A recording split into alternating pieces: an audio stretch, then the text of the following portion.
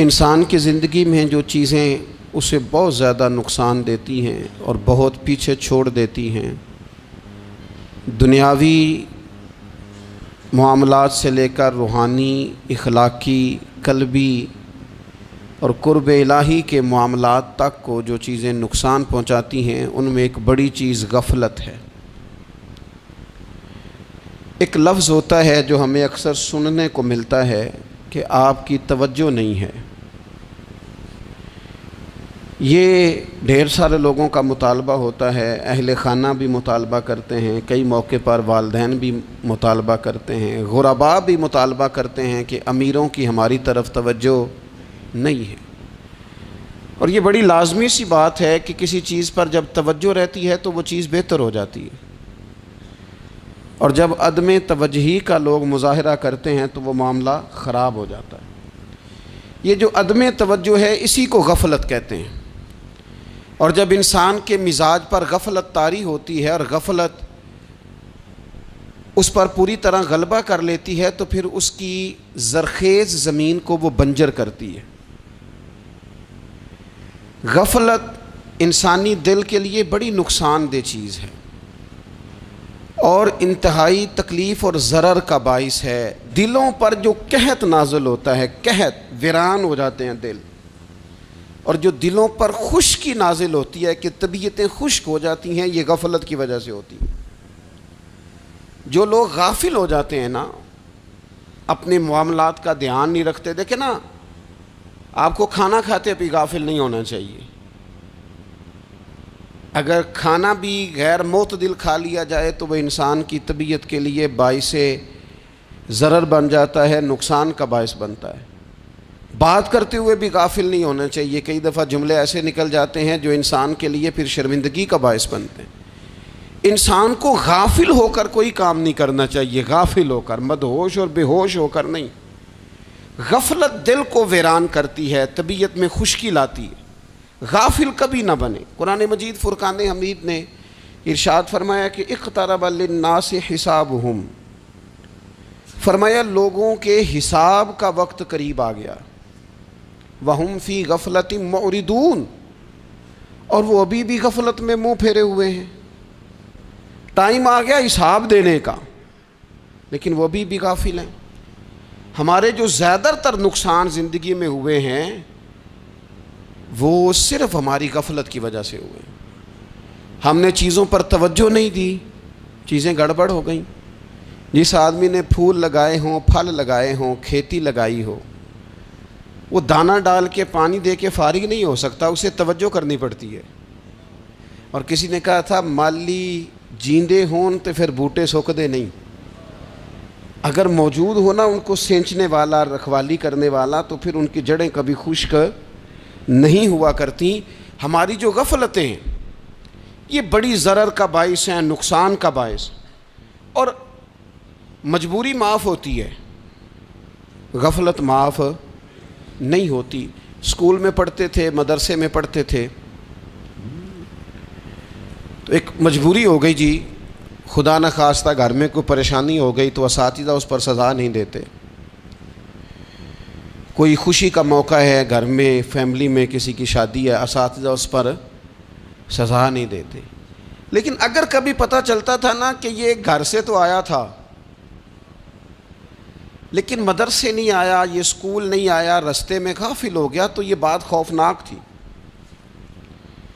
یہ قابل سزا جرم تھا کہ تو غافل ہو گیا اپنی پڑھائی سے، تو گھر سے آیا اور یہاں نہیں آیا۔ غفلت قابل سزا ہوتی ہے، مجبوری کی معافی ہوتی ہے۔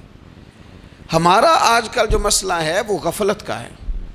ڈھیر سارے لوگ ہیں، سمجھدار بھی ہیں، سیانے بھی ہیں، معاملہ فہم بھی ہیں، باشعور بھی ہیں، تعلیم کی ڈگریاں بھی رکھتے ہیں، لیکن اگر ان کی زندگیوں کی تکلیفوں کو دیکھا جائے اور بے آباد روح کو دیکھا جائے اور سجدوں سے ان کی دوری کو دیکھا جائے تو ایک ہی بات سمجھ میں آتی ہے کہ پتہ سارا ہے لیکن لے ڈوبی ہے غفلت، توجہ نہیں کی۔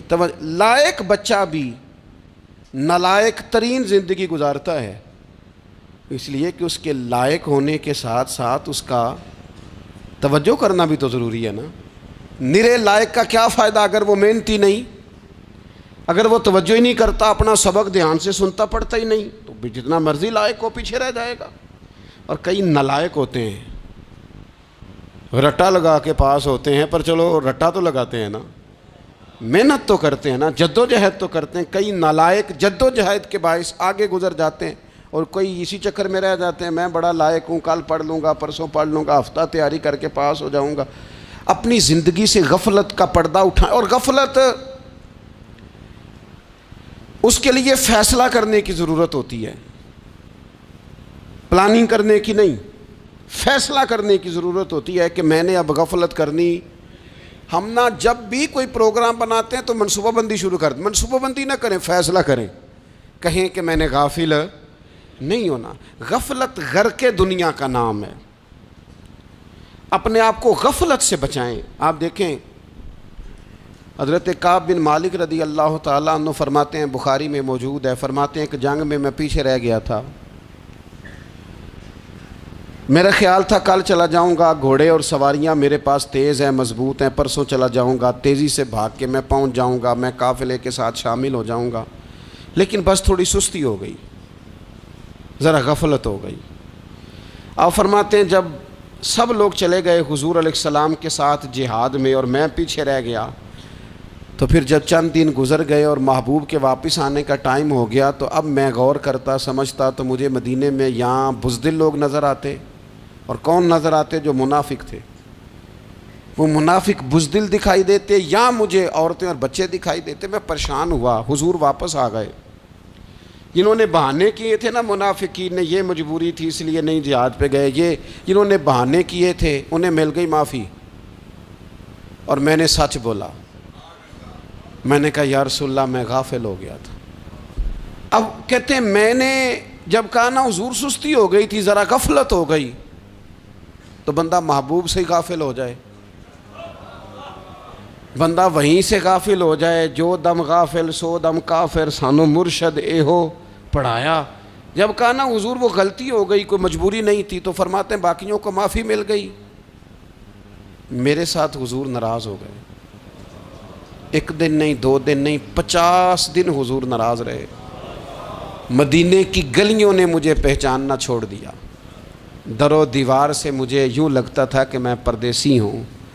فرماتے ہیں میں مسجد میں آتا تھا، میں جب محبوب کو دیکھتا تو حضور رخ انور پھیر لیتے، اور مجھے پتا تھا جب میرا چہرہ ادھر ادھر ہوتا تو پھر کریم رحمت کی نظر فرماتے۔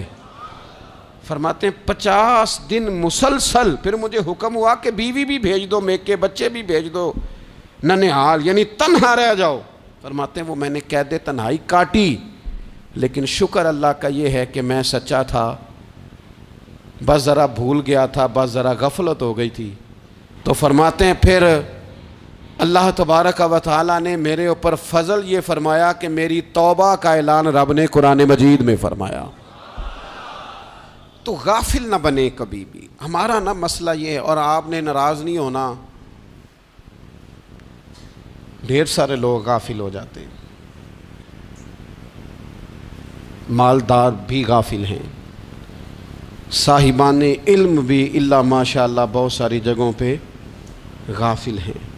جن لوگوں کو 4 لوگ جاننے لگ جاتے ہیں، کوئی مقام حاصل ہو جاتا ہے، وہ بھی بہت ساری جگہوں سے غافل ہو جاتے ہیں الا ماشاء اللہ۔ غفلت بڑی تکلیف والا منظر ہے۔ جو لوگ سمجھتے ہیں نا میں اب گڈ بک میں آ گیا ہوں، اب میں اچھا ہو گیا ہوں، اب میرے لیے خیر کہا جاتا ہے، مجھے اچھائی شاید یہ مستقل میرے ساتھ رہے گی، تعریف ہی ہوگی ہمیشہ، وہ بھی غافل ہو جاتے ہیں۔ اور یہ غفلت ٹھیک نہیں ہوتی۔ وجہ دیکھنی چاہیے کس وجہ سے انسان کو وقار مل رہا، عزت مل رہی۔ اپنی زندگی سے غفلت کو اتار پھینکیں۔ تھوڑی دیر کی تو غفلت ہوتی ہے، لمبی تو نہیں۔ 2 منٹ کے لیے صرف اس نے ڈرائیونگ کرتے ہوئے چہرہ موبائل کی طرف کیا تھا، 2 ہی تو منٹ لگے تھے۔ لمحوں نے خطا کی تھی، صدیوں نے سزا پائی۔ لمحوں نے خطا کی تھی، صدیوں نے سزا پائی۔ ایک لمحے کے لیے غافل ہوئے تھے اور صدیاں، نسلیں روتی رہ گئیں پیچھے۔ بچے تڑپتے رہ گئے، اہل خانہ پریشان رہ گئے، ماں باپ ساری زندگی روتے رہے، لیکن یہ 2 منٹ کے لیے یہ غفلت جو ہے یہ بڑی تکلیف والا معاملہ. اپنی زندگی سے غفلت کو اتارنا ہے، غافل نہیں بننا، ہر وقت توجہ اور ساری باتوں پہ توجہ. بعض اوقات لوگ ایک طرف توجہ کر کے ایک طرف سے غافل ہو جاتے ہیں. نہ، توجہ ہمہ پہلو رکھنی ہے. ہمارے ذمے جتنے بھی حقوق ہیں ان سب پر توجہ، ہر چیز کا خیال. ایسا نہ ہو کہ عبادت کرتے رہ جائیں اور حقوق العباد ہم سے چھوٹ جائیں، اور حقوق العباد اتنے زیادہ ادا کریں. ایک صاحب مجھے کہنے لگے ایک دفعہ بڑے وثوق کے ساتھ، کہنے لگے جی معاذ اللہ ثم نہیں جی ٹائم ملتا پھر نماز دا کی کریے، روزی کمانا بھی تو عبادت ہے نا. تو میں نے کہا آپ نے عبادت کرنا ایک حصہ قبول کیا ہے، آپ نے کل عبادت نہیں قبول کی. عبادت کل ہے، ہمہ پہلو. ایک حصہ آپ قبول کر کے نکل گئے اور باقی آپ نے چھوڑ دی. تو کسی ایک طرف سے بھی غافل نہیں ہونا. جتنی ذمہ داریاں ہیں، جتنی ڈیوٹیاں ہیں، ان سب کا خیال. اور جو بڑا آدمی ہوتا ہے، بڑا گھر میں بڑا ہو، قبیلے میں بڑا ہو، علاقے میں بڑا ہو، ادارے میں بڑا ہو، کلاس میں بڑا ہو، جو بڑا ہے اس کی تو ساری آنکھیں کھلی ہوئی ہونی چاہیے. ایک ایک پر اس کی نظر ہونی چاہیے کہ میری کہاں ضرورت ہے، کہاں مجھے اشک شوئی کرنی ہے، کس کے ساتھ میں نے کس طرح محبت کا رویہ رکھنا ہے. غافل نہ بنے. اچھا جی اب کیسے پتہ چلے گا کہ ہم غافل ہیں؟ یہ کیسے پتہ چلے گا؟ آپ کسی بندے سے بھی پوچھ لیں حالات کیا ہیں تو کہتا ہے اللہ کا شکر ہے کبھی کسی کا دل نہیں دکھایا، اللہ کا شکر ہے جی زمانہ ہو گیا 5 نمازیں پڑھتا ہوں، اللہ کا شکر ہے جی. کیسے پتہ چلے گا غافل ہیں؟ پہلی علامت ہمارے علماء اور صوفیاء نے غافل بندے کی لکھی ہے. اس آئینے میں نے اور آپ نے اپنا آپ دیکھنا ہے. غافل بندے کی پہلی علامت یہ ہوتی ہے کہ وہ دنیاوی کاموں میں چست ہوتا ہے اور اللہ اور اس کے رسول کی فرما برداری میں سست ہوتا ہے. یعنی نماز کے وقت تو اسے نیند ستاتی ہے، پریشانی ہوتی ہے، لیکن اگر کسی جگہ مال مل رہا ہو، پیسے مل رہے ہوں، وہاں جانا ہو تو پھر اسے کوئی چیز بھی تنگ نہیں کر. دنیاوی کاموں میں چست ہوگا، یعنی ٹی وی کے آگے، موبائل کے آگے وہ گھنٹوں بیٹھا ہوا ہے.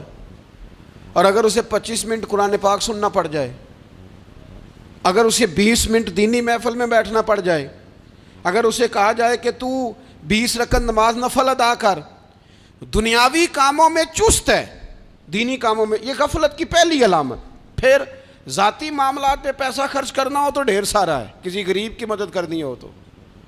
وہ ہمارے ایک دوست ہیں، وہ اکثر کہا کرتے ہیں، وہ کہتے ہیں آج کل کسی سے کہنا فلائی کام میں، دینی کام میں، کسی کی مدد میں کچھ 4 پیسے خرچ کرنے ہیں تو لوگ کہتے ہیں ہاتھ تنگ ہے. ہاں کوئی سستا پلاٹ ملتا ہو نا، اور اگر یہ سمجھ آ جائے کہ وہ مجبور ہے بیچارہ بیچنے والا، تو پھر کہتے ہیں میں 2-3 دوستوں کو پھاڑ لے سن. ذاتی کاموں میں جب بندہ چست ہو اور دینی کاموں میں سست ہو تو مطلب یہ ہے کہ بندہ غافل ہے. پہلی علامت غفلت کی. اور غفلت کی دوسری نشانی یہ ہے کہ انسان گناہ کے کاموں کو معمولی سمجھنے لگ جاتا ہے. یہ غافل بندے کی نشانی ہے. گناہ کو معمولی سمجھتا ہے، چھوٹا سمجھتا ہے. آج کل لوگ کہتے نہیں میں کو اکیلا کر رہا ہوں، ساری دنیا ہی کرتی ہے. اور جناب کیا ہو گیا اگر یہ غلطی ہو گئی تو بندے سے ہو ہی جاتا ہے. گناہ کو معمولی سمجھنا، چھوٹا سمجھنا اور کہنا پھر کیا ہو گیا ہے، انسان سے غلطی ہو جاتی ہے. آپ دیکھ لیں کہ سینکڑوں بیسیوں گناہوں کا بوجھ ہمارے سروں پہ ہوتا ہے، لیکن کوئی ہمارا دبدبہ ہے، کوئی ہماری گفتگو ہے، کوئی ہمارے جملوں میں خود پسندی ہے، کوئی ریاکاری ہے، کوئی تصنع ہے. یہ غافل بندے کی علامت ہے. نبی اکرم صلی اللہ تعالیٰ علیہ وآلہ وسلم نے فرمایا مومن اپنے گناہوں کو پہاڑ کی طرح سمجھتا ہے. یہ بخاری میں حدیث ہے. مومن پہاڑ کی طرح جانتا ہے اور وہ ڈرتا ہے کہ کہیں وہ پہاڑ اس کے اوپر گر نہ جائے، یعنی کہیں مجھے میرے گناہ کی سزا نہ مل جائے. چھوٹے گناہ کو بھی پہاڑ جانتا ہے، یار مجھ سے غلطی ہو گئی، مجھے ٹھیک کر لینی چاہیے، مجھے معافی لے لینی چاہیے، مجھے توبہ کر لینی چاہیے. مومن اپنے اوپر گناہ کو پہاڑ کی جانب سمجھتا ہے. اور حضور علیہ الصلوۃ والسلام فرماتے ہیں کہ یہ جو فاسق اور فاجر ہوتا ہے نا، اللہ کا نافرمان، یہ گناہ کو مکھی کی طرح سمجھتا ہے، یہ سمجھتا ہے میں نے اشارہ کرنا ہے مکھی نے اڑ جانا ہے۔ مومن کی علامت یہ ہے کہ وہ پہاڑ جانتا ہے اگر غلطی ہو جائے تو پہاڑ۔ امام اعظم ابو حنیفہ رحمۃ اللہ علیہ گزر رہے تھے تو بارش ہو گئی تھی اور کوفہ میں کیچڑ تھا، تو آپ نے جو جوتے پہنے ہوئے تھے ان جوتوں سے چلتے ہوئے نا آپ کے پاؤں سے کچھ مٹی اڑی، تو سامنے ایک یہودی تھا، اب اس زمانے میں دیواریں کچی ہوتی تھیں، اس کے دیوار پر جا کے وہ مٹی جو تھی وہ لگ گئی۔ اب امام صاحب بڑے پریشان ہوئے کہ میں نے اس کی دیوار کو آلودہ کر دیا۔ یہاں تو لوگ اپنی اینٹیں رکھتے رکھتے کئیوں کی دیواریں توڑ ہی دیتے ہیں، اور پھر وہ اس پر ماننے کو بھی تیار نہیں ہوتے، تسلیم کرنے کو بھی تیار نہیں ہوتے۔ وہ کہتے ہیں پھر کیا ہو گیا، اب ہمارا یہاں گھر ہے تو ہم نے ٹرالی منگوانی نہیں تھی، ہمارا حق بنتا تھا۔ امام صاحب کے پیروں سے ذرا کیچڑ اڑا، یہودی کی دیوار پہ لگا، اس کی کچی دیوار تھی۔ امام صاحب پریشان ہو گئے، سوچنے لگے کہ اگر میں دیوار سے یہ کیچڑ اتارتا نہیں تو یہ بھی زیادتی ہے، میں نے اس کی دیوار کو گدلا کر دیا، اور اگر میں اتارتا ہوں تو کچھ مٹی اس کی دیوار کی بھی اتر جائے گی، کچی دیوار ہے، یہ بھی زیادتی ہے۔ مومن گناہ کو پہاڑ کی طرح سمجھتا ہے کہ کہیں گر نہ جائے، اس کی بھی کہیں سزا نہ مل جائے۔ امام صاحب نے اس کے دروازے پہ دستک دی، وہ باہر آیا تو اتفاق سے وہ آپ کا مقروض بھی تھا، اس نے پیسے دینے تھے۔ باہر نکلتے ہی کہنے لگا اوہ آپ تو قرض لینے آ گئے، میرے پاس تو ابھی گنجائش نہیں ادا کرنے کی۔ تو امام صاحب کہنے لگے تو قرض چھوڑ، وہ میں نے معاف کیا، میرے سے غلطی ہو گئی ہے، میں آ رہا تھا، لکڑی کے جوتے اس زمانے میں کھڑاؤں لوگوں نے پہنے ہوتے تھے، کہا وہ میرے پیروں سے ذرا کیچڑ اڑا ہے، تیری دیوار پہ لگ گیا ہے۔ اب میں بڑی دیر سے کھڑا سوچ رہا ہوں کہ اگر میں تیری دیوار صاف نہ کروں تو میں نے یہ میلی کر دی، گدلی کر دی، یہ بھی بات درست نہیں ہے، زیادتی، اور اگر میں اسے صاف کرتا ہوں کچی دیوار سے کچھ مٹی اتر جائے گی تو یہ بھی زیادتی ہے، اب تو بتا میں کیا کروں۔ تو بے موسمہ پھل تھا نا یہ، تو بے موسمہ پھل دیکھ کے بندہ حیران ہو جاتا ہے، جو باتیں روٹین میں نہ ہو رہی ہوں وہ ذرا انوکھی لگتی ہے، بندہ حیران ہو گیا، غور سے امام صاحب کا چہرہ دیکھنے لگا، غور سے چہرہ دیکھنے لگا، اور پھر تھوڑی دیر سوچنے کے بعد کہنے لگا حضور پہلے میں نے دین اسلام کے بارے میں پڑھا اور سنا تھا، آج میں نے دین دیکھا ہے۔ پہلے میں نے سنا تھا کہ دین اسلام اس طرح کا ہے، آج میں نے دین ہم نہ پوری دنیا کے کافروں کو دین سنانا چاہتے ہیں، دکھانا نہیں چاہتے، ہم نیک نظر آنا چاہتے ہیں، نیک بننا نہیں چاہتے، ہم نیک نظر آنا چاہتے۔ نتیجہ کیا نکلتا ہے کہ کچھ عرصے کے بعد پتہ چل جاتا ہے بندہ کس لیول کا نیک ہے، کیا معیار ہے اس کی نیکیوں کا۔ کہنے لگا حضور پہلے میں نے دین سنا تھا، آج دیکھا ہے۔ آپ وہ مٹی کی دیوار پر جو کیچڑ لگ گیا ہے، دیوار کو بعد میں صاف کیجئے گا، پہلے کلمہ پڑھائیں تاکہ میرے اندر کا کفر صاف ہو جائے، مجھے مسلمان کر دیں۔ تو غافل آدمی جو ہوتا ہے نا، وہ پھر تیسری بات، جب بندہ بہت زیادہ غافل ہو جاتا ہے پھر اعلانیہ گناہ کرنے لگتا ہے۔ ایک گناہ پھر اس کا اظہار گناہ، ایک بندہ حدیث پاک میں آتا ہے، ایک بندہ رات کو کوئی غلطی کرتا ہے، اللہ تعالیٰ اس پہ پردہ ڈال دیتا ہے، لیکن وہ سویرے خود لوگوں کو بتاتا پھرتا ہے میں نے یہ کیا، میں نے یہ کیا۔ جب آپ اظہار گناہ کرتے ہیں نا تو سامنے والا بھی دلیر ہوتا ہے، کہتا ہے اس نے کیا میں کر لوں گا تو پھر کیا ہوا۔ ہمارے علماء نے لکھا ہے کسی کی نماز قضا ہو جائے تو کسی کو بتائے نہ، قضا پڑھ ڈالے، اس کا جگہ جگہ ذکر نہ کرے۔ جب آپ کہیں گے نا میری قضا ہو گئی تو آپ کے ساتھ رہنے والا بچہ دوست سمجھے گا یار اس کی قضا ہو گئی ہے تو میری بھی ہو جائے گی تو کیا ہوا۔ گناہ کرنا بھی گناہ ہے اور گناہ کا اظہار بھی گناہ ہے۔ نبی اکرم صلی اللہ تعالیٰ علیہ وآلہ وسلم نے ارشاد فرمایا میری ساری امت کو معافی مل جائے گی سوائے ان لوگوں کے جو اعلانیہ گناہ کرتے ہیں۔ یہ بخاری مسلم دونوں میں حدیث موجود ہے۔ جو اعلانیہ گناہ، جنہوں نے خود ساری دنیا کو گواہ بنا لیا، میں نے یہ بھی جرم کیا، یہ بھی کیا، یہ بھی کیا، یہ بھی کیا، خود انہوں نے لوگوں کے، بہت بڑے غافل آدمی کی علامت ہے کہ گناہ کرے اور پھر اوپر سے اعلانیہ گناہ کرے، اتنا بڑا جرم کرے۔ پھر چوتھی علامت اگر ہم دیکھنا چاہیں کہ ہم غافل تو نہیں. تو غافل بندے کی چوتھی علامت یہ ہوتی ہے کہ وہ فضول کاموں میں وقت بڑا ضائع کرتا ہے.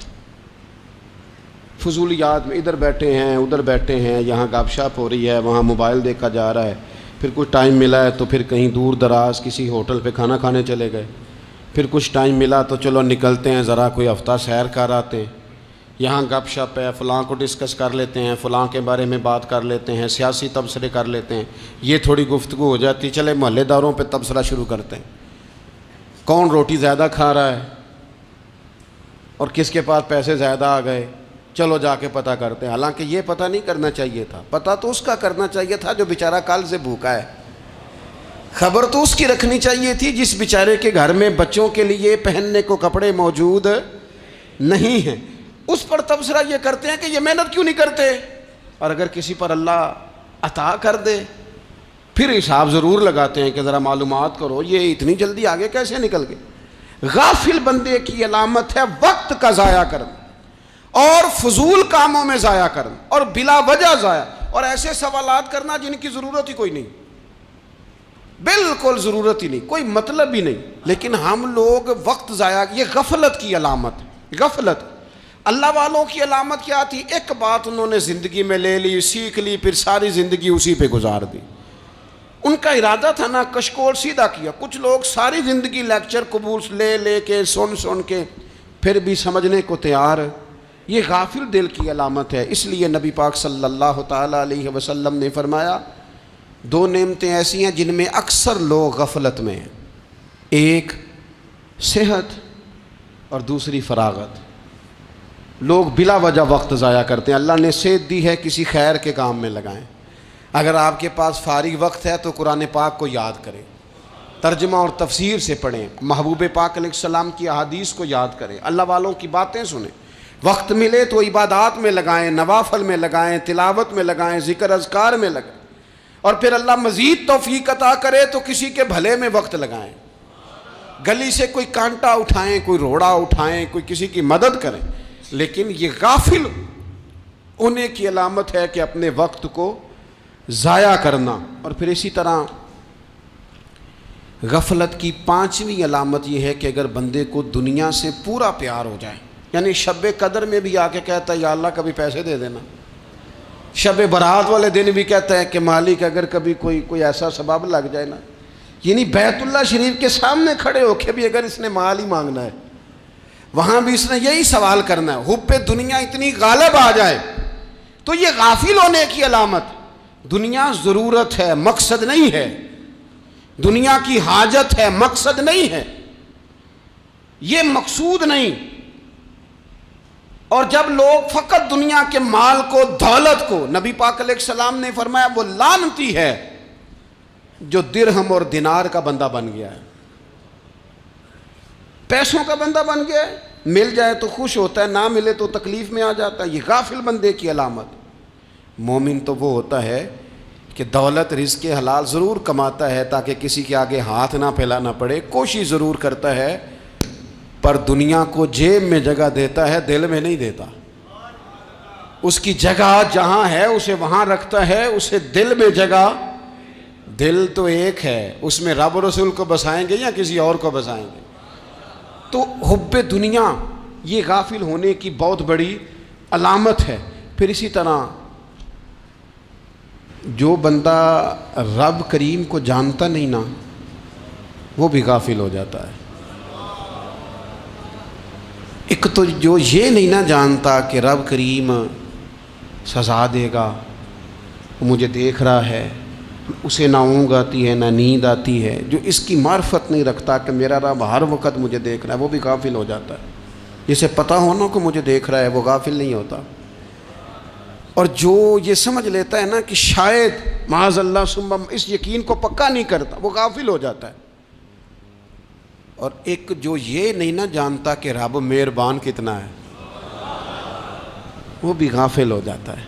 مجھے بتائیے سب سے زیادہ تو بندہ اس کے دروازے پہ جاتا ہے نا جو سب سے زیادہ مہربانی کرنے والا ہو, اس دروازے سے بندہ اٹھتا ہی نہیں. تو جس کو یہ یقین ہو جائے نا سب سے زیادہ کرم فرمانے والی ذات اللہ رسول کی ہے, وہ کبھی رب رسول سے غافل نہیں ہوتا. وہ کبھی اللہ رسول کا دروازہ چھوڑ کے نہیں جاتا، وہ کبھی کسی اور جگہ جا کے پناہ تلاش نہیں کرتا۔ جسے پتہ چل جائے نا وہ کریم کتنا ہے، مہربان کتنا ہے۔ ملا رومی رحمت اللہ علیہ فرماتے ہیں بہت بڑا مجرم تھا ایک بندہ، بہت بڑا گناہگار تھا، بت کو پوجتا تھا، تھک گیا ساری رات بت کے سامنے کھڑا تھا، معاذ اللہ یا صنم یا صنم یا صنم کہتے، تھک گیا، نیند آ گئی، اونگ آ گئی۔ جب پوری طرح نیند آ گئی اور دماغ پہ نیند قبضہ کرنے لگی تو اس کے منہ سے نکل گیا، صنم صنم کہہ رہا تھا نا، نکل گیا یا صمد، او بے نیاز مالک۔ رب کریم نے فرشتوں سے فرمایا دوڑ کے جاؤ، جو کہتا ہے اسے دے دو۔ فرشتے کہنے لگے مالک وہ تو بت کو پکار رہا تھا، اس نے تو غلطی سے نام لیا ہے۔ فرمایا مجھے نہیں پتا، لیکن دیکھو نا اس نے مجھے پکارا تو ہے نا، کتنی دیر سے جھوٹے کو پکار رہا تھا، اس کا معاملہ حل نہیں ہوا۔ اب اگر سچے کو پکارنے پہ بھی حل نہ ہوا تو فرق کیا رہ جائے گا؟ دے دو جو مانگتا ہے، دے دو۔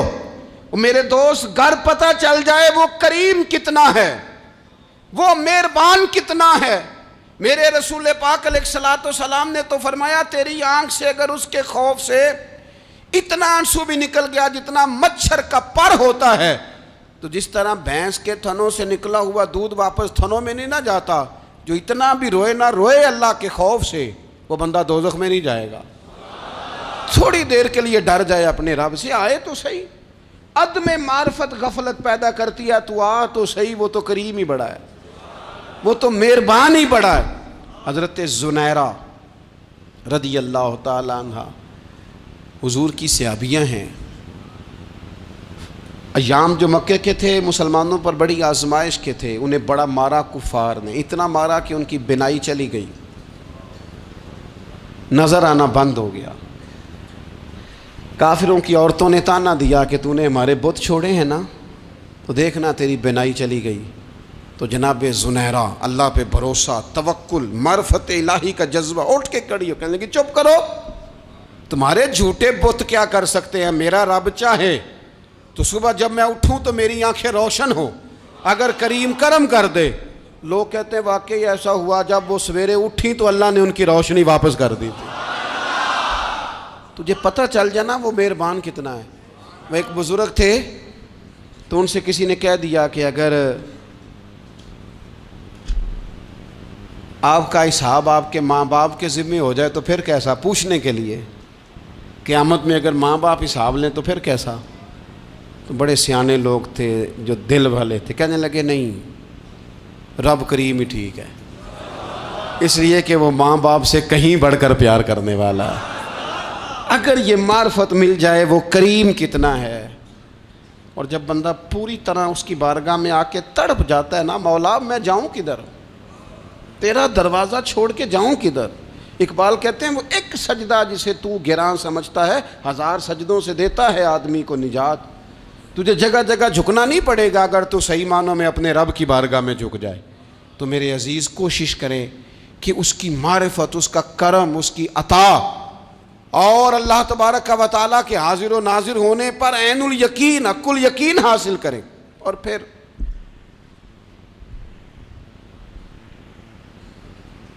آٹھویں بات یہ ہے کہ غافل لوگوں کی صحبت بھی بندے کو غافل کر دیتی ہے۔ غافلوں کی صحبت میں نہ بیٹھیں، ان کی صحبت میں بیٹھیں جن کے پاس بیٹھنے سے دل میں رب رسول کی محبت پیدا ہوتی ہے۔ غافلوں سے بچیں۔ چنگیاں دے لڑ لگی ساں تے چولی چ پھل پئے، تے جدوں میں پیڑیاں دے سنگ رل گئی تے میرے اگلے بھی ڈل گئے۔ برے آدمی کی صحبت بندے کو غافل کر دیتی۔ غافلوں کی صحبت میں کبھی نہ بیٹھیں، کبھی نہیں۔ غافل آدمی آپ کو غافل کر دے گا۔ میرے نبی پاک علیہ الصلوۃ والسلام نے فرمایا انسان اپنے دوست کے مذہب پر ہوتا ہے۔ یہ بہت بڑے لفظ ہیں۔ فرمایا المرء علی دین خلیلہ، انسان اپنے دوست کے مذہب پر ہوتا ہے۔ تو دیکھ تو نے دوست کس کو بنایا ہے، جو تیرے دوست کا مذہب ہوگا وہی تیرا ہو جائے گا۔ ہم نے دوست بنایا نا غوث پاک جیلانی کو، ہم نے یاری لگائی ہے نا داتا علی اجمیری سے، ہماری نسبت ہے نا معین الدین اجمیری سے، ہمارا تعلق ہے نا بہاؤالدین زکریہ ملتانی سے، ہمارا رشتہ ہے نا حضرت مجدد الفسانی سے، ہم ماننے والے ہیں نا اعلیٰ حضرت بریلوی کے، ہمارا تعلق ہے کبھی جماعت علی سے کبھی مہر علی سے، ہمارا ان سے تعلق ہے تو صبح شام ہماری زبان پہ رہتا ہے بالغ العلا بکمالہ کشفت دجا بجمالہ حسنت جمیع خصالہ صلو علیہ وآلہ۔ ان سے تعلق جڑا ہے نا تو کئی دفعہ تنہائیاں تڑپا دیتی ہیں اور تڑپ کے کہتے ہیں آج سکھ متران دی ودھیری ہے، آج سکھ متران دی، سکھ کہتے ہیں اڈیق کو، متر کہتے ہیں محبوب کو، اج سکھ متران دی ودھیری ہے، اے کیوں دلڑی اداس گھنیری ہے، لوں لوں وچ شوق چنگیری ہے، اج نینا لائیاں کیوں جھڑیاں، سبحان اللہ سبحان اللہ سبحان اللہ۔ پہلے کہتے ہیں سکھ متران دی ودھیری ہے یعنی اداس ہوں، پھر حضور کے جلووں پہ نظر کرتے ہیں، کہتے ہیں سبحان اللہ سبحان اللہ، ماں اجمل کا ماں احسن کا ماں اکمل کا، اور پھر فوراً کہنے لگے او کتھے مہر علی، او کتھے مہر علی، کتھے مہر علی تے کتھے تیری سنا، اب ویکھو مشتاق اکھیں کتھے جاڑیاں، بلغ العلا بے کمال کشفت دجا بے، اور میرے اعلیٰ حضرت کہنے لگے سرور کہوں کہ مالک و مولا کہوں، باغ خلیل کا گلے زیبا کہوں تجھے، تیرے تو وصف عیب تناہی سے ہیں بری، حیران ہوں میرے شاہ میں کیا کیا کہوں تجھے۔ غافل آدمی کی علامت ہے برے لوگوں کی صحبت میں، خبردار ان کے پاس نہ بیٹھنا جن کے پاس بیٹھنے سے تمہارے دلوں میں اولیاء اللہ اللہ کے بندوں کی عداوت پیدا ہو، خبردار خبردار ان کے پاس نہ بیٹھنا جن کے پاس بیٹھنے سے تمہارے دلوں میں حضور کی اولاد پاک کے بارے میں شک پیدا ہو، خبردار اس شخص کے پاس نہ بیٹھنا جو امام حسین ابن علی کے بارے میں کوئی کمزور بات کرتا ہو، بچنا، خبردار اس سے بچنا جو حضور کے صحابہ کے بارے میں بات کرے، بچنا بچنا اس سے، جو سیدنا ابو بکر صدیق کے بارے میں کوئی، دیکھو کیا مقدر ہیں صدیق و فاروق کے، جن کے گھر ہی رحمتوں کے خزینے میں، بھلا کیا کہا نبی پاک، حضور نے فرمایا میرے اوپر جس نے نیکی کی تھی بدلہ دے دیا ہے، یہ جو میرے ابو بکر صدیق ہے نا، ان کو میں اللہ کی بارگاہ میں لے جاؤں گا، کہوں گا مالک تو ہی بدلہ عطا فرما۔ ایک ہاتھ میں جناب صدیق کا ہاتھ پکڑا، ایک میں حضرت عمر کا ہاتھ پکڑا، اور حضور مسجد نبوی سے باہر آ رہے ہیں، دیکھنے والے کی زبان سے بے ساختہ سبحان اللہ نکل گیا، کیا شان ہے کیا مقدر ہے۔ تو حضور علیہ السلام رک گئے اور روک کے فرمایا تو حیران ہو رہا ہے نا، تو حیران ہو رہا ہے نا کہ میں نے ایک ہاتھ میں ابو بکر کو پکڑا ہے، ایک میں عمر کو پکڑا ہے، فرمایا قیامت میں جب میری قبر کھلے گی تو میں اسی طرح قبر سے نکلوں گا، اس طرح میدان محشر میں میں آؤں گا۔ خبردار حضور کے وفاداروں کے وفادار رہنا، ان کے وفادار رہنا، ان کے وفادار رہنا۔ بڑا عجیب دور آیا ہے، ہم نے یہ دور دیکھا ہے کہ لوگ حضور کے صحابہ کے بارے میں بھی بات کریں گے، اب نبی پاک کی اولاد پاک کے بارے کو بھی ڈسکس کیا جائے گا۔ اپنا منہ تو دیکھ، اپنی حیثیت دیکھ، اور پھر وہ بندے دیکھ جن کو اللہ نے چن کے اپنے محبوب کی غلامی کے لیے حضور کے قریب بٹھایا ہے۔ تو بچنا ایسے لوگوں سے، پرہیز کرنا، خبردار عقیدہ ستھرا رکھنا، عقیدہ ستھرا رکھنا، صاف رہنا، پاکیزہ رہنا، غافلوں کی صحبت سے بچنا۔ بڑا ڈرتے ہیں اللہ سے، دعائیں مانگتے ہیں یا اللہ نسلوں میں بھی وہی بندے پیدا فرما جو عقیدے پکے رکھنے والے ہیں، وہ بندے پیدا فرما ہماری نسلوں میں۔ ایک وہ بندہ بھی غافل ہو جاتا ہے جو امیدیں لمبی ہی لگا لیتا ہے، جن کے منصوبوں میں دولت بھی ہوتی ہے، گھر بھی ہوتا ہے، اولاد کا بڑا ہونا بھی ہوتا ہے، پوتے پوتیاں نواسے نواسیاں دیکھنا بھی ہوتا ہے، یہاں بھی گھر وہاں بھی گھر، یہ سیر، یہ سارا کچھ ہوتا ہے، لیکن رب کی بارگاہ میں پیش ہونا جن کے پیش نظر نہیں ہوتا۔ لمبی امیدیں۔ حضرت مولا علی شیر خدا فرمایا کرتے تھے، میں تم پر دو باتوں کا خوف کھاتا ہوں، جو ڈر آتا ہے، ایک یہ کہ تم خواہش کی پیروی کرو گے، جو نفس کی خواہش ہوگی اس کے پیچھے لگ جاؤ گے، اور ایک کہ تم لمبی لمبی امیدیں باندھو گے، اتنے سال جینا ہے، اتنے 100 سال جینا، یہ کرنا ہے، وہ کرنا ہے۔ منصوبہ بندی کریں مستقبل کے لیے، وہ بری نہیں، لیکن تیاری رکھیں، تیاری رکھیں، اس بات کا بھی خیال رکھیں کہ اللہ کی بارگاہ میں حاضر ہونا۔ یہ غفلت کی چیزیں ہیں جو بندے کو غافل کر دیتی ہیں۔ جو لوگ اللہ کا ذکر نہیں کرتے وہ بھی غافل ہو جاتے ہیں، اور جو فضول باتیں زیادہ کرتے ہیں نا، ہنستے زیادہ ہیں۔ فَلْيَضْحَكُوا قَلِيلًا وَلْيَبْكُوا كَثِيرًا، قرآن کہتا ہے زیادہ رویا کرو، کم ہنسا کرو۔ نبی پاک علیہ الصلوۃ والسلام سے پوچھا تھا حضرت عقبہ بن عامر نے کہ یا رسول اللہ نجات کس چیز میں ہے؟ تو نبی پاک علیہ الصلوۃ والسلام نے فرمایا ایک تو اپنی زبان قابو میں رکھو، دوسرا فرمایا اپنے گھر میں ٹھہرے رہو، تمہارا گھر تمہارے لیے کافی ہو، فضول نہ نکلو گھر سے، اور تیسرا فرمایا اپنی خطاؤں پہ رویا کرو۔ کثرت کلام اور فضول کلام اور بلا وجہ یہ بندے کو غافل کرتا ہے، دل کو سخت کرتا ہے۔ یہ چند چیزیں ہیں جو انسان کو غفلت میں ڈالتی ہیں۔ اپنے آپ کو ان چیزوں سے بچائیں اور غفلت کو توڑیں۔ آپ کے ذمے، میرے ذمے جو حقوق العباد ہیں ان کا پتہ کریں، جو اللہ رسول کے حقوق ہیں ان کی خبر دیکھیں، ہماری جو ذمہ داریاں ہیں ہم کس طرح انجام دے رہے ہیں اس پر توجہ کریں، اپنے معاملات کو ٹھیک کریں۔ ہم انسان ہیں، کوتاہیاں تو رہ جائیں گی، لیکن جب کوشش کریں گے تو پھر رب تعالیٰ مدد بھی فرمائے گا۔ ایک بات اور کرنی ہے، ایک تو میں نے عرض کیا غفلت کو توڑنا، ایک دوسری بات قرآن مجید کا ایک سبق اور، جب غفلت توڑنی ہے تو پھر لازمی طور پر ایک کام کرنا پڑے گا۔ میں نے یہ عرض کیا تھا کہ پلاننگ نہیں کرنی، فیصلہ کرنا ہے۔ تو فیصلہ کرنا ہے تو کرنا کیا ہے؟ پھر قرآن حکیم نے سورہ بقرہ میں کہا فاستبقوا الخیرات، یعنی تم نیکیوں کی طرف دوڑو، جلدی جلدی نیکیاں کرو، فٹافٹ، دیر نہ کرو۔ فٹافٹ سے مراد یہ نہیں کہ نیکی جلدی جلدی کر جاؤ، یعنی ٹال مٹول نہ کرو خیر کے کام میں، کل کریں گے، پرسوں کریں گے، عمرہ کر رہے ہیں پھر نیکی ہیں، حج کر رہے ہیں پھر نیکی ہیں، بچے بیال ہوں پھر میں نیک ہوں، یہ تھوڑا سا یہ کام ٹال مٹ۔ فاستبقوا الخیرات، نیکیوں کی طرف دوڑو، جلدی کرو، بھاگو۔ نبی پاک صلی اللہ تعالیٰ علیہ وسلم نے فرمایا 5 چیزوں سے پہلے غنیمت جانو۔ حضور علیہ الصلوۃ والسلام فرمانے لگے ایک تو تم جوانی کو نہ بڑھاپا آنے سے پہلے پہلے غنیمت سمجھ لو۔ نبی کریم صلی اللہ تعالیٰ علیہ وآلہ وسلم ارشاد فرمانے لگے کہ اپنی صحت کو غنیمت جان لو، بیماری آنے سے پہلے پہلے۔ پھر حضور علیہ الصلوۃ والسلام فرمانے لگے اگر اللہ نے تمہیں مال دیا ہے، وسعت دی ہے، تو نیکی کر لو، خرچ کر لو اللہ کے راستے میں، خدا نہ خواستہ تم پر غریبی آ جائے۔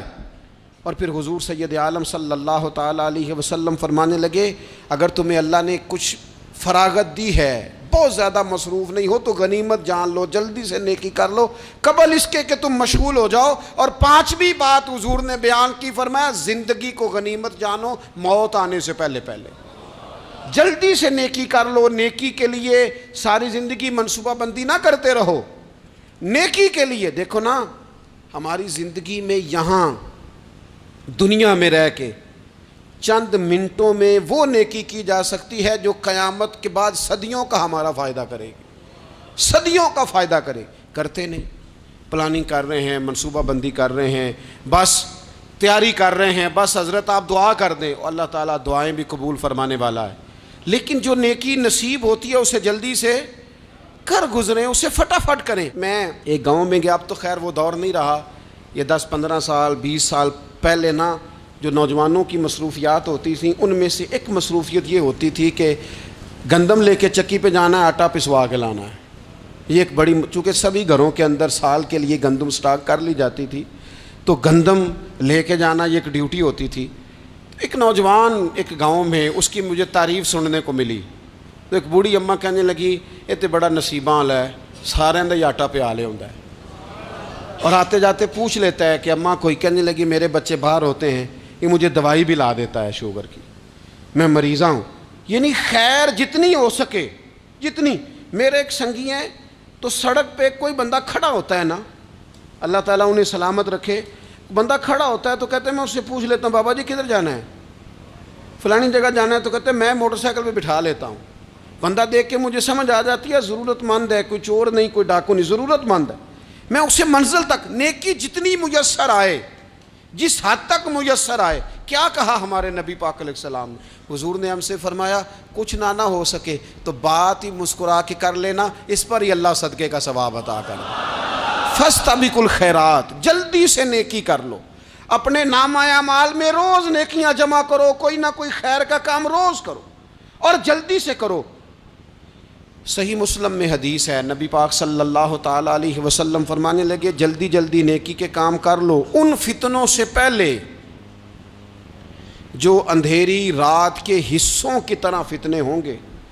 فرمایا اس وقت حال یہ ہوگا کہ آدمی صبح مومن ہوگا، شام کو کافر ہو جائے گا، شام کو مومن ہوگا تو صبح کافر ہو جائے گا۔ اور فرمایا لوگ دنیا کے بدلے اپنا دین تک بیچ ڈالیں گے۔ معاذ اللہ جھوٹی قسمیں نہیں کھائی جاتی، جھوٹا قرآن مجید نہیں لوگ اٹھا لیتے، لوگ دنیا کے لیے دین بیچ ڈالیں گے۔ اس سے پہلے جب فتنے اتنے زیادہ ہو جائیں، اس سے پہلے نیکی کر لو، کوئی خیر کا کام کر لو، جلدی سے کچھ ایسا کر لو۔ حضرت عقبہ بن حارث رضی اللہ تعالیٰ عنہ فرماتے ہیں یہ دیکھیں ہمارے نبی پاک علیہ السلام کی سیرت کیا ہے، حضور کا اسوہ کیا ہے، نبی پاک علیہ السلام ہماری تربیت کس طرح کرتے ہیں۔ حضرت عقبہ بن حارث رضی اللہ تعالیٰ عنہ کہتے ہیں ہم نے نبی پاک علیہ السلام کے ساتھ عصر کی نماز پڑھی، یہ صحیح بخاری میں موجود ہے۔ فرماتے حضور سلام پھیرتے ہی فوراً اٹھ کے گھر تشریف لے گئے۔ یہ ہمارے لیے انوکھی بات تھی، غیر متوقع تھی، پہلے کبھی ایسا ہوا نہیں۔ سلام پھیرا نماز کا، حضور جلدی سے تشریف لے گئے۔ اب ہم حیران تھے اور حیرت انگیز طور پر حیران تھے کہ کریم اتنی جلدی تشریف لے گئے۔ تھوڑی دیر ہوئی حضور واپس آ گئے تو محبوب پاک علیہ السلام فرمانے لگے گھر میں ایک چھوٹی سی ڈلی، ایک چھوٹا سا ٹکڑا سونے کا پڑا تھا، مال آیا تھا سارا صدقہ کر دیا، وہ تھوڑا سا پڑا تھا، اچانک مجھے یاد آیا وہ تو پڑا رہ گیا۔ تو حضور فرمانے لگے میں نے کہا کہیں ایسا نہ ہو جائے کہ ساری رات گزر جائے اور میرے گھر میں پڑا ہی رہ جائے، میں جلدی سے جا کے اسے خیرات کر دوں۔ میں نے خیرات کیا پھر میں واپس آ گیا ہوں۔ جلدی سے نیکی، جلدی سے نیکی کر لی جائے۔ ہم بڑا انتظار کر رہے ہیں، بڑا لمبا ہمارا پروگرام ہے، ہمارے پاس ٹائم ہی بڑا ہے، کسی نے کان میں کہہ دیا ہے تیرے پاس بڑا وقت ہے، ابھی تو بڑی عمر پڑی ہے، ابھی تو جناب اور میرے بھائی یہ لوگوں کے کہنے کی باتیں ہیں، پھر پتہ ہی نہیں چلتا حالات کس طرح کے ہو جاتے ہیں اور کیا معاملات انسان کے ساتھ درپیش ہوتے ہیں۔ جتنی خیر میسر آئے، جتنا بھلا میسر آئے، جتنی انسان کو توفیق ملے۔ میں نے بزرگوں کو دیکھا، اپنے اصحاب کو، پہلے وہ خدام سے کہتے کہ میں سونے لگا ہوں اور پابند کرتے لوگوں کو کہ فلاں وقت، بزرگوں کو میں نے دیکھا اپنے، وہ پابند کرتے لوگوں کو کہ فلاں وقت میں موجود ہوں گا آنا، خود پابند فرماتے، اور پھر جب بیدار ہوتے تو سب سے پہلے خدام کو بلا کے پوچھتے کوئی مہمان تو نہیں آیا؟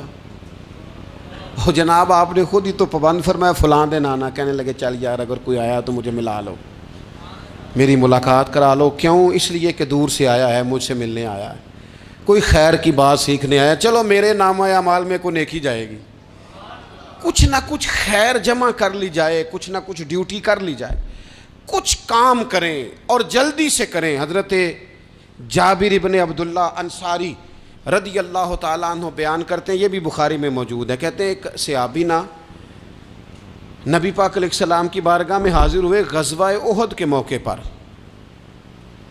اور حال ان کا یہ تھا کہ وہ کھجور کھا رہے تھے اور کھجور انہوں نے منہ میں رکھی ہوئی تھی۔ حضور کی بارگاہ میں حاضر ہوئے اور عرض کرنے لگے یا رسول اللہ صلی اللہ تعالیٰ علیہ وسلم اگر میں شہید کر دیا جاؤں تو کہاں جاؤں گا؟ حضور فرمانے لگے جنت میں۔ تو کہتے ہیں انہوں نے جو کھجور منہ کے اندر تھی وہ انہوں نے نگلی نہیں، اندر نہیں لے گئے، اس کو باہر نکالا اور دوڑ کے آگے بڑھے اور جنگ کرنی شروع کر دی۔ اور لڑتے لڑتے شہید ہو گئے۔ کیا سبق دیا انہوں نے؟ سبق یہ دیا کہ نیکی کرنے میں اتنی دیر بھی نہیں کرنی جتنی کھجور کھانے میں دیر لگتی ہے۔ جلدی سے نیکی کرنی ہے، فٹافٹ نیکی کرنی، اس کے اندر ٹال مٹول نہیں کرنا۔ اسی وقت انہوں نے کھجور باہر نکال دی، دوڑ کے انہوں نے حضرت انس بن نضر رضی اللہ تعالیٰ عنہ، حضرت انس بن مالک رضی اللہ تعالیٰ عنہ کے چچا ہیں، میدان احد میں نا، احد پہاڑ کے قریب کھڑے تھے، لوگوں سے کہہ رہے تھے جلدی جلدی ادھر آؤ، وہ جنت جو انسان کو انتقال کے بعد نصیب ہوگی اور قیامت کے بعد نصیب ہوگی، فرماتے تھے مجھے تو ابھی احد پہاڑ کے اندر سے جنت کی خوشبو آ بھی رہی ہے، لہذا جلدی سے آؤ، ادھر دوڑو، جہاد کرو، آؤ کفار سے لڑیں۔ تو نیکی میں دیر نہیں کرنی، جو نیکی میسر آتی ہے، جس کو میسر، ماں باپ میسر ہیں تو خدمت کر لیں، اہل خانہ ہیں تو حسن سلوک کر لیں، اللہ نے اولاد دی ہے تو اچھی تربیت کر لیں، دوست ہیں تو خیر خواہی کر لیں، اگر آپ کو اللہ رمضان عطا کرتا ہے تو زیادہ سے زیادہ اس کی عبادت کر لیں، اگر نظر ٹھیک ہے تو تلاوت زیادہ سے زیادہ کر لیں، زبان چلتی ہے تو رج رج کے مدینے والے محبوب پہ درود و سلام پڑھ لیں، اللہ تعالیٰ کا ذکر کر لیں، جلدی سے خیر جمع کریں، اپنے وقت کو ضائع نہ کریں۔ یہ آج کا سبق ہے کہ ایک تو ہم نے فیصلہ کرنا ہے کہ بس غفلت نہیں، اب غفلت، اب انشاءاللہ اللہ اللہ کرنی ہے، اب کوئی خیر کا کام کرنا ہے۔ میرے حضرت کا ایک جملہ کبھی نہیں بھولنا، فرمایا کرتے تھے زمین کے اوپر کام، نیچے جا کے آرام، یہ چھوڑ دیں اتنے گھنٹے سونا ہے تو یہ کرنا ہے تو میری نیند میں دخل کوئی نہ ڈالے، پھر سوتے ہی رہ جائیں گے، سوتے ہی رہ جائیں گے۔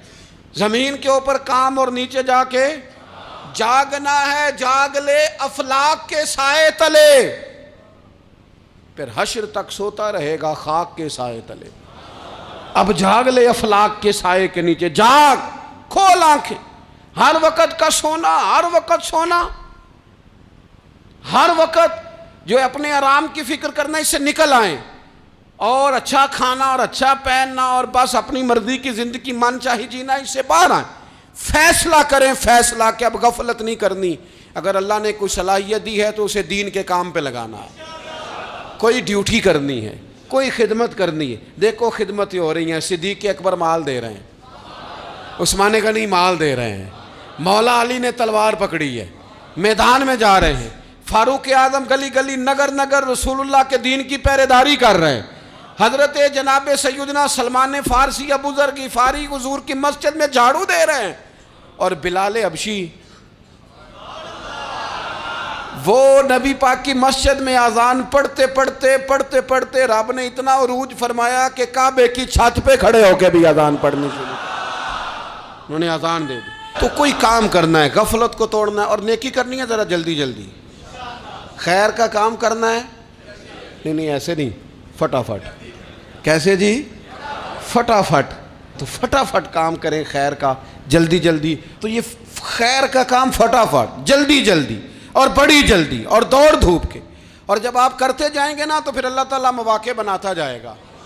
آپ سے میری اپیل ہے، بالخصوص میرے ساتھ جو وابستہ سنگیاں، جو پیار کرنے والے ہیں، دو باتیں آج آپ نے لے کے جانی ہیں گھر، یہی لنگر ہے، یہی آپ کے لیے دعا ہے، یہی ہمارے بزرگوں کا فیض ہے، یہی نصیحت ہے کہ آپ نے یہ دو باتیں لے کے جانی ہیں، غفلت توڑ دینی ہے، فیصلہ کرنا ہے کہ آج کے بعد غافل نہیں ہونا، اور دوسری یہ بات لے کے جانی ہے کہ نیکی جلدی جلدی، فٹافٹ فیصلہ، فٹافٹ نیکی، ایک کر کے پھر انشاءاللہ دوسری کر کے پھر انشاءاللہ تیسری کر کے پھر انشاءاللہ چوتھی، یہ شروع کرنی ہے، اور آپ دیکھیں گے اللہ تعالیٰ مہربانی فرمائے گا، مدد کرے گا۔